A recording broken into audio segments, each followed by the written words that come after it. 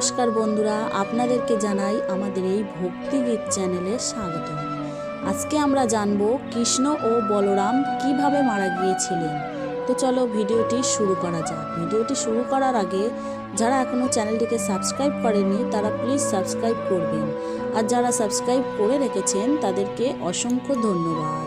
তো চলো ভিডিওটি শুরু করা যাক। শ্রীকৃষ্ণ কিভাবে মর্ত্যলোক ত্যাগ করে গোলকধামের উদ্দেশ্যে রওনা হলেন। মহাভারত ও ভাগবত পুরাণ অনুসারে কুরুক্ষেত্র যুদ্ধের পর কৌরব মাতা গান্ধারী শ্রীকৃষ্ণকে অভিশাপ দেন, যেভাবে কুরুবংশ ধ্বংস হয়ে গেছে ঠিক সেইভাবেই যদুবংশ একদিন ধ্বংস হয়ে যাবে।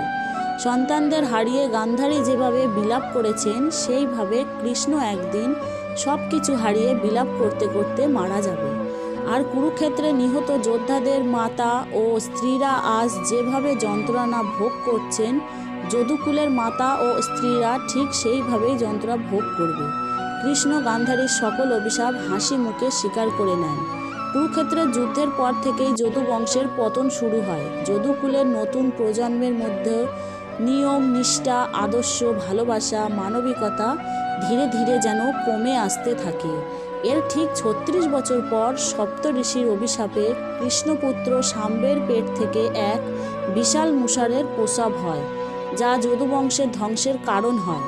শ্রীকৃষ্ণ ও বলরাম অনেক চেষ্টা করেন যদুবংশের মধ্যে যুদ্ধ আটকাতে, কিন্তু ধ্বংস অবশ্যম্ভাবী বুঝতে পেরে সেই যুদ্ধে নিজেরাই অংশগ্রহণ করেন এবং যদুবংশের অবশিষ্ট অংশকে ধ্বংস করে দেন।